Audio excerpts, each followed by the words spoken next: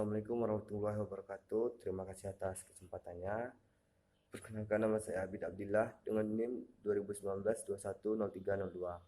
Di sini saya akan menjelaskan tentang pemasaran langsung dan digital. Pemasaran langsung adalah bentuk mengkomunikasikan penawaran di mana organisasi berkomunikasi secara langsung dengan pelanggan yang dipilih sebelumnya dan menyediakan metode untuk tanggapan langsung. Ada beberapa faktor yang mempengaruhi pemasaran langsung, yaitu yang pertama pengenalan produk, yang kedua target pasar, dan yang ketiga cara penyampaian informasi. Pemasaran digital adalah suatu kegiatan pemasaran atau promosi sebuah brand atau produk menggunakan media digital atau internet. Tujuan pemasaran digital adalah untuk menarik konsumen dan calon konsumen secara cepat. Ada 5 kelebihan digital marketing. Yang pertama, kecepatan penyebaran, yang kedua, kemudahan evaluasi, yang ketiga, jangkauan lebih luas, yang keempat, murah dan efektif, dan yang kelima, membangun nama brand. Selanjutnya saya akan menjelaskan tentang model pemasaran langsung yang baru. Perusahaan katalog lama menggunakan surat langsung, dan telemarketer mengumpulkan nama pelanggan dan menjual barang terutama melalui surat dan telepon. Hari ini dalam penggunaan internet dan oleh kemajuan pesat dalam teknologi digital dari smartphone, maka segala pemasaran dilakukan melalui media sosial seperti Priceline.com, perusahaan perjalanan online. Mereka menjual layanannya secara eksklusif melalui saluran online, seluler, dan media sosial. Selanjutnya saya akan menjelaskan tentang pertumbuhan pesat pemasaran langsung dan digital. Pemasaran langsung dan digital telah menjadi bentuk pemasaran yang tumbuh paling cepat. Maka banyak perusahaan akan menghabiskan dana yang besar untuk pemasaran langsung dan digital, karena pemasaran langsung akan meningkat dari tahun ke tahun berikutnya. Begitu juga di Indonesia, di tahun 2019 diperkirakan akan meningkat sebesar 26% dari tahun yang sebelumnya. Selanjutnya saya akan menjelaskan tentang manfaat pemasaran langsung dan digital bagi pembeli dan penjual. Manfaat yang didapatkan dari pemasaran langsung yang pertama, bagi produsen, pemasaran secara langsung merupakan strategi pemasaran di mana langsung bertemu konsumen, sehingga dapat diketahui respon yang diberikan oleh konsumen secara langsung. Manfaat yang didapat bagi konsumen ini dibagi menjadi dua jenis, yaitu konsumen produk eceran dan konsumen perusahaan. Bagi seorang konsumen produk eceran yang membeli sesuai dengan kebutuhan saja akan memberikan keuntungan bagi mereka. Konsumen tidak perlu keluar rumah untuk melakukan pembelian. Tentu saja ini memberikan kemudahan bagi konsumen. Begitu pula bagi konsumen perusahaan. Sekian yang dapat saya sampaikan. Selanjutnya akan dilanjutkan oleh rekan saya. Terima kasih. Terima kasih atas kesempatannya. Perkenalkan, nama saya Padisya Dando Paryadi dengan NIM 2019-210340. Di sini saya akan menjelaskan tentang bentuk pemasaran langsung dan digital. Jadi, yang dimaksud dengan bentuk pemasaran langsung dan digital ini adalah alat pemasaran langsung tradisional yang mencakup beberapa hal, yaitu penjualan tatap muka, pemasaran surat langsung, pemasaran katalog, pemasaran jarak jauh, pemasaran televisi tanggapan langsung, dan pemasaran kios. Namun, dalam beberapa tahun terakhir, seperangkat alat pemasaran langsung digital baru yang mempesona telah meledak ke kancah pemasaran, termasuk pemasaran online melalui situs web, iklan, dan promosi online, email, video online, dan blog. Adapun pemasaran media sosial dan pemasaran seluler juga. Dan ini menggunakan alat pemasaran digital seperti situs web, video online, email, blog, media sosial, iklan, dan aplikasi seluler, dan platform digital lainnya untuk secara langsung melibatkan konsumen di mana saja, kapan saja, melalui komputer, ponsel cerdas, tablet, TV siap internet, dan lainnya. Pemasaran internet dan era digital. Lalu dengan pemasaran internet dan era digital, banyak dari bisnis dunia saat ini dilakukan melalui jaringan digital yang menghubungkan orang dan perusahaan. Di era Internet of Things atau IoT ini, tampaknya segala sesuatu dan setiap orang akan segera terhubung secara digital ke segala hal dan orang lain. Era digital juga telah secara fundamental mengubah pengertian pelanggan tentang kenyamanan, kecepatan, harga, informasi produk, layanan, dan interaksi merek. Eh, Contoh, lebih dari 87% orang dewasa AS menggunakan internet. Dan rata-rata pengguna internet AS menghabiskan hampir 6 jam sehari menggunakan media digital, terutama melalui perangkat seluler. Di seluruh dunia, lebih dari 46% populasi memiliki akses internet dan 30% memiliki akses ke internet seluler. Angka yang diperkirakan akan berlipat ganda pada tahun 2020 karena seluler menjadi cara yang semakin populer untuk online. Akibatnya, lebih dari separuh rumah tangga AS sekarang secara teratur berbelanja online dan pembelian digital terus tumbuh pada tingkat 2 digit yang sehat. Lalu, untuk mencapai pasar yang berkembang pesat ini, sebagian besar perusahaan sekarang memasarkan secara online. Mereka mencakup beragam perusahaan dari retailer seperti Amazon, Overstock.com, dan Expedia.com yang menjual produk dan layanan langsung ke pembeli akhir melalui internet hingga mesin pencari dan portal seperti Google, Bing, Yahoo, dan DuckDuckGo. Sedangkan media sosial online-nya menggunakan Facebook, Twitter, YouTube, Instagram, dan Snapchat. Sekian yang dapat saya sampaikan, kurang lebihnya mohon maaf. Selanjutnya akan dilanjutkan oleh rekan saya. Terima kasih. Bismillahirrahmanirrahim. Terima kasih atas kesempatannya. Saya Yova Norman dengan NIM 2019-20381. Saya akan menjelaskan tentang pemasaran online. Pemasaran online ini adalah umumnya pemasaran ini menggunakan internet, digital, atau melalui virtual.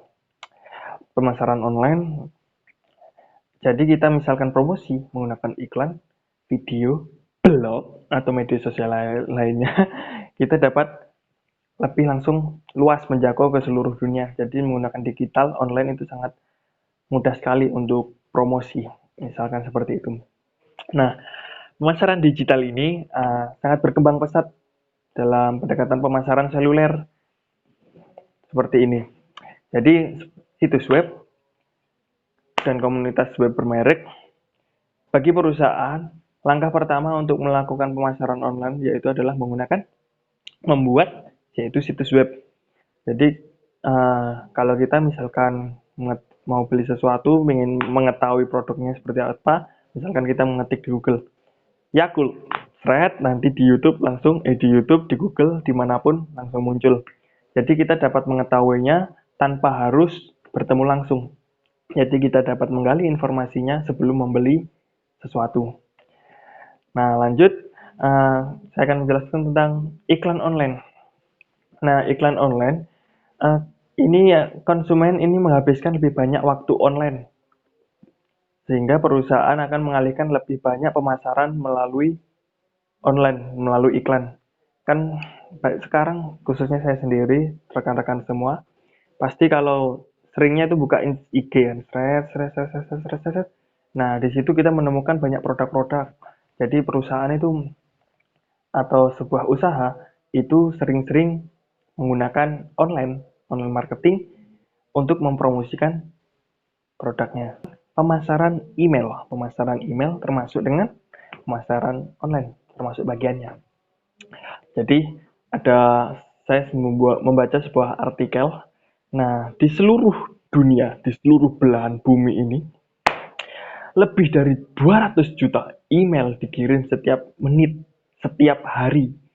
Menurut satu akun, 72% orang dewasa lebih suka perusahaan yang berkomunikasi yang melalui email.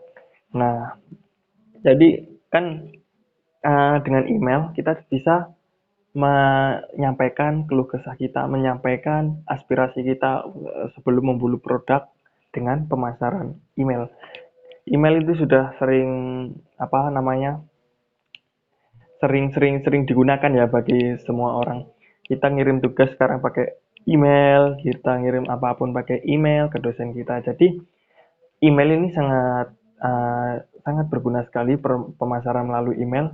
Jadi kita seorang pemilik usaha dapat lebih mengenal, lebih dekat, bisa berkomunikasi dengan pelanggannya secara tidak langsung menggunakan online.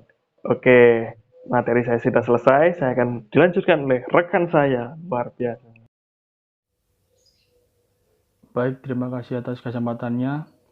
Video online. Bentuk lain dari pemasaran video online adalah memposting konten video digital di situs web merek atau di situs media sosial seperti YouTube, Facebook, dan lainnya.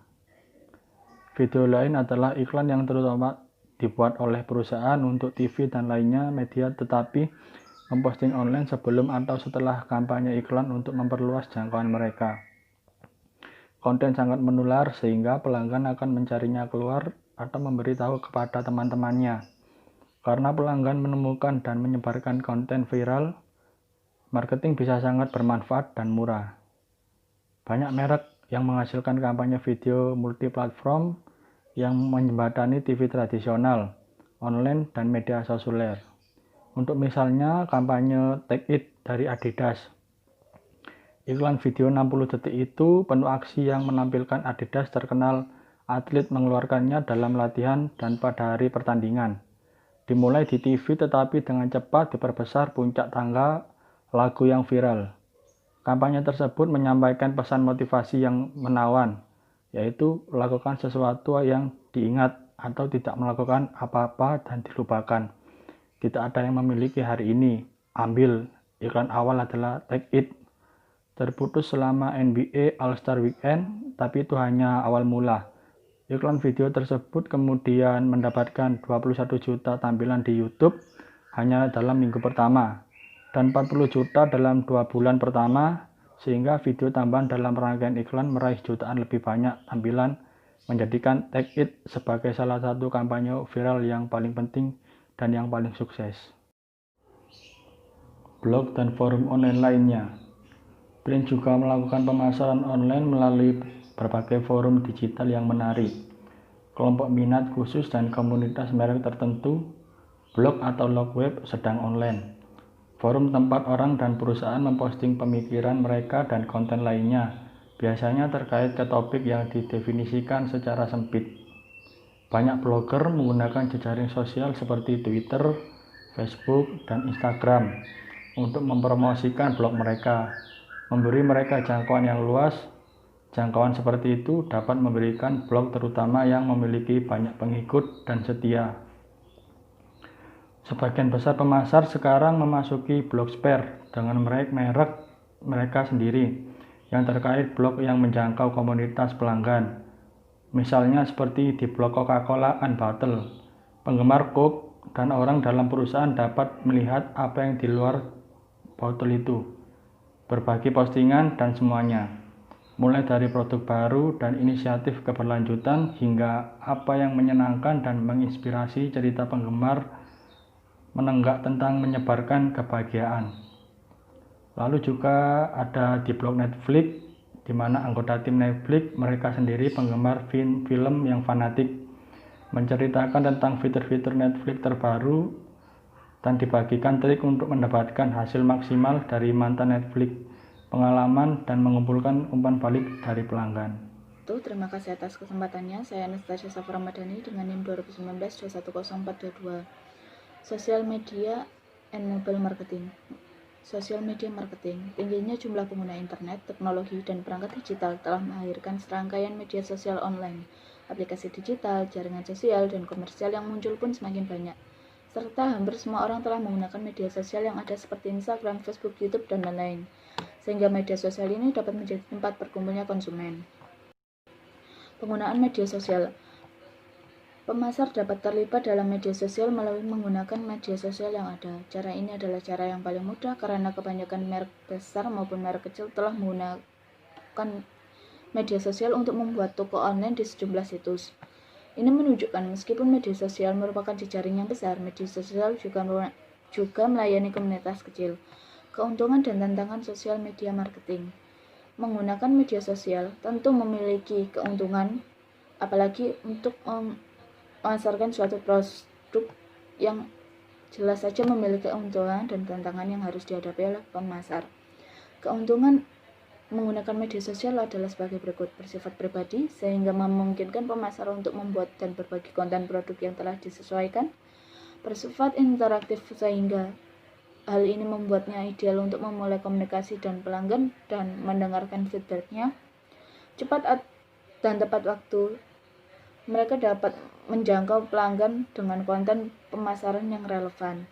Sangat menghemat biaya karena banyak media sosial yang gratis dan murah untuk digunakan meskipun pengelolaannya butuh biaya yang lebih. Cocok untuk menciptakan keterlibatan dengan pelanggan dan membuat serta membagikan konten, pengalaman, informasi, dan ide terkait. Pemasaran melalui media sosial juga mendapatkan tantangan yang harus dihadapi, yaitu banyak perusahaan yang bereksperimen dan hasil dari media sosial terkadang sulit untuk diukur. Pemasar harus menjadi bagian yang berharga dengan membuat konten yang menarik agar konsumen tidak merasa terganggu.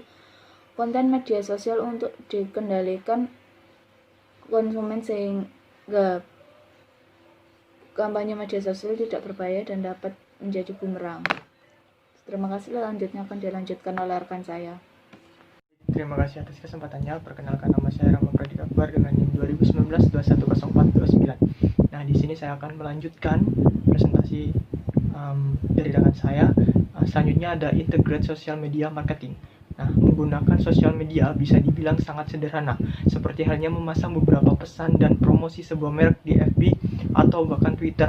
Nah, lalu menciptakan brand buzz dengan video yang nantinya akan diupload di YouTube, Instagram, juga Pinterest bisa. Walaupun bisa dibilang sangat sederhana, tetapi sebagian perusahaan besar sedang merancang upaya media sosial yang berskala penuh, yang berbaur dengan mendukung unsur lain dari strategi dan taktik pemasaran merek. Di sini tujuannya apa sih? Nah, tujuannya adalah untuk menciptakan keterlibatan berbagai sosial dan komunitas pelanggan yang terkait. Mengelola media sosial ini merupakan tugas yang besar. Kenapa? Ya, karena tidak hanya untuk menciptakan keterlibatan, tetapi juga untuk mendorong pelanggan agar membeli produk dari perusahaan itu. Nah, lalu selanjutnya saya akan menjelaskan tentang mobile marketing. Nah, dalam mobile marketing ini menyediakan pesan pemasaran, promosi, dan lainnya yang dikirimkan atau ditujukan untuk konsumen yang sedang berpergian melalui smartphone-nya. Dengan berkembang pesatnya teknologi saat ini, maka sebuah mobile marketing itu sebagai suatu keharusan bagi sebagian perusahaan. Nah, tujuan perusahaan menggunakan mobile marketing ini untuk apa sih? Nah, tujuannya adalah untuk menjangkau konsumennya secara langsung agar mempermudah konsumennya dalam membeli produknya. Lalu ada tradisional direct marketing form.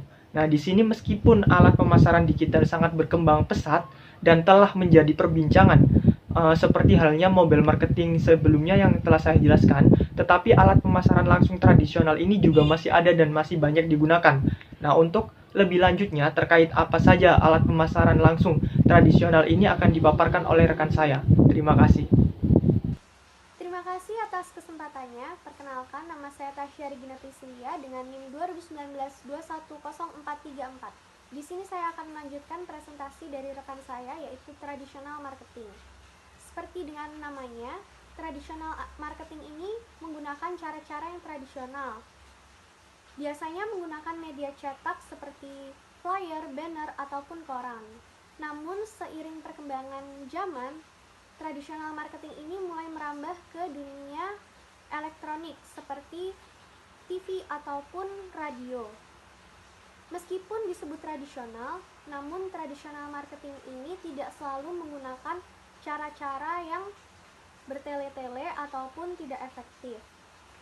Lalu, tradisional marketing ini memiliki beberapa kelebihan, yaitu cakupan targetnya yang luas dan juga mudah dipahami oleh audiens ataupun calon pelanggan, dibandingkan dengan digital marketing yang kadang membingungkan para pengguna internet baru karena iklannya ini muncul di pop-up. Selain itu, jika dilakukan dengan tepat melalui cara yang kreatif, tradisional marketing ini yang ditimbulkan dampaknya itu bisa lebih menarik daripada digital marketing. Namun, ada kekurangan yang dimiliki oleh tradisional marketing ini yang membuat digital marketing itu lebih unggul, yaitu dari biaya yang dikeluarkan lebih tinggi jika kita menggunakan tradisional marketing. Seperti kita harus membayar untuk mencetak flyer, banner, ataupun membayar untuk memasang iklan di media massa. Di sini saya akan langsung menjelaskan beberapa contoh dari tradisional marketing. Yang pertama ada direct mail marketing. Direct mail marketing ini merupakan surat pengiriman tawaran, pemberitahuan, ataupun alat pengingat kepada calon pelanggan. Dengan menggunakan beberapa daftar alamat secara selektif, pemasar akan langsung mengirimkan beberapa pos paket setiap tahunnya jutaan, yaitu berupa surat, selebaran, brosur, ataupun yang lainnya. Namun seringkali pemasar juga langsung mengirimkan berupa kaset audio, kaset video, CD, ataupun disket komputer secara langsung kepada calon pelanggan. Yang kedua adalah pemasaran katalog. Pemasaran katalog ini biasanya oleh perusahaan-perusahaan akan dikirimkan secara katalog lini lengkap, katalog produk khusus, ataupun katalog bisnis yang biasanya akan dikirimkan dalam bentuk cetak maupun CD, video, ataupun secara online. Lalu keberhasilan dari bisnis katalog ini sangat bergantung pada kemampuan perusahaan untuk mengelola dan menawarkan produknya dengan kualitas mutunya dan mampu untuk memproyeksikan citranya dengan jelas. Selain itu, contoh dari pemasaran bisnis katalog ini adalah digunakan oleh perusahaan IKEA ataupun Informa. Kedua perusahaan ini memasarkan produknya dengan memberikan katalog cetak ataupun digital kepada calon pelanggan dan pelanggan. Dengan demikian, masyarakat mampu mempelajari terlebih dahulu produk-produk yang ditawarkan kepada mereka. Sekian presentasi dari saya. Selanjutnya akan dijelaskan oleh rekan saya. Terima kasih. Terima kasih atas kesempatannya. Perkenalkan, nama saya Rismanda Ramadhani dengan NIM 2019-210-448. Di sini saya akan menjelaskan sedikit tentang telemarketing. Jadi telemarketing itu adalah suatu aktivitas dan strategi pemasaran yang dilakukan secara intensif dengan menggunakan teknologi komunikasi berupa telepon, internet, dan personal yang telah terlatih untuk menarik calon pelanggan dan menjual kepada pelanggan yang sudah ada di kelompok konsumen dan sudah ditargetkan. Telemarketing ini melibatkan penggunaan telepon untuk menjual langsung ke konsumen dan pelanggan bisnis. Contohnya, pemasar Amerika Serikat menghabiskan sekitar 44 miliar dolar dan pada tahun itu telemarketing juga menggunakan cara secara ekstensif yang artinya pemasar itu menggunakan telepon keluar untuk menjual langsung ke konsumen dan bisnis, serta juga menggunakan nomor bebas pulsa untuk menerima pesanan dari televisi dan iklan cetak, surat langsung, atau katalog. Jadi telemarketing yang dirancang dengan benar dan ditargetkan itu akan memberikan banyak manfaat, termasuk kenyamanan pembelian dan peningkatan informasi produk dan layanan. Namun banyak kasus dalam pemasaran telepon keluar di mana konsumen itu kesal dan juga keberatan dengan panggilan telepon yang hampir setiap hari dilakukan oleh telemarketing. Dan contohnya pada tahun 2003 di Amerika Serikat itu, khususnya anggota parlemen Amerika Serikat menanggapi dengan National Do Not Call Registry yang dikelola oleh Federal Trade Commission atau VTC. Dan undang-undang melarang sebagian besar panggilan telemarketing ke nomor telepon terdaftar, meskipun banyak yang masih dapat menerima panggilan dari kelompok nirlaba, politisi, dan perusahaan yang baru-baru melakukan bisnis. Dan jika ada bisnis yang melanggar hukum Do Not Call, akan didenda hingga 16.482 dolar per pelanggaran di Amerika Serikat. Akibatnya, undang-undang ini juga berdampak pada industri telemarketing konsumen lainnya. Yang kemudian saya akan menjelaskan tentang pemasaran direct response television atau DRTV. Jadi DRTV ini merupakan contoh dari pemasaran langsung. Definisinya sendiri adalah metode periklanan selektif yang ditunjukkan untuk segmen pelanggan. DRTV ini mengambil salah satu dari dua bentuk utama, yaitu iklan televisi respon langsung dan iklan TV interaktif atau ITV. Iklan di RTV sendiri ini sering dikaitkan dengan iklan di TV seperti iklan pembersih, penghilang noda, alat dapur, alat bugar, dan lain-lain. Bentuk pemasaran televisi respon langsung yang lebih baru adalah TV interaktif atau ITV yang memungkinkan penonton itu berinteraksi dengan pemrograman dan iklan televisi secara langsung. Berkat teknologi seperti Smart TV, setiap internet, smartphone, dan juga tablet, konsumen itu lebih bisa menggunakan seperti remote TV, ponsel, atau perangkat lain mereka untuk mendapatkan lebih banyak informasi mengenai iklan tersebut. Seperti baru-baru ini penonton dengan Smart TV Samsung itu tertentu menggunakan remote mereka untuk berinteraksi langsung dengan iklan, seperti ada menu pop-up kecil itu ditampilkan saat iklan ditayangkan lalu ditawarkan mengenai informasi produk, dan kemampuan untuk mengirim informasi tersebut ke perangkat lain juga sangat baik. Dan media sosial yang memungkinkan konsumen multilayar itu terhubung secara real time untuk mendapatkan dan membagikan informasi lebih lanjut tentang merek yang diiklankan. Sekian dari saya, terima kasih. Terima kasih atas kesempatannya. Di sini saya akan menjelaskan tentang kios marketing atau yang disebut dengan pemasaran kios. Sebelum itu, pemasaran kios termasuk ke dalam pemasaran langsung. Pemasaran langsung terdiri dari hubungan langsung dengan pelanggan individu yang dibidik secara seksama, baik untuk memperoleh tanggapan segera maupun membina hubungan pelanggan yang berlangsung lama. Dengan menggunakan basis data yang rinci, mereka merancang tawaran dan komunikasi pemasaran yang mampu menanggapi kebutuhan-kebutuhan segmen yang sudah didefinisikan secara sempit atau bahkan para pembeli individu. Lebih dari sekedar mengembangkan merek dan citra, mereka biasanya mencari tanggapan pelanggan yang langsung, segera dan dapat diukur. Terdapat juga manfaat-manfaat dan pertumbuhan pemasaran langsung. Manfaat untuk pembelinya yaitu yang pertama adalah nyaman, yang kedua mudah dan pribadi, yang ketiga informasi komparatif, yang keempat interaktif dan segera. Ada juga manfaat untuk penjual. Yang pertama adalah pembentukan hubungan dengan konsumen. Yang pertama pembentukan hubungan dengan konsumen, yang kedua menurunkan biaya dan meningkatkan kecepatan dan efisiensi, yang ketiga fleksibilitas, dan yang keempat adalah global.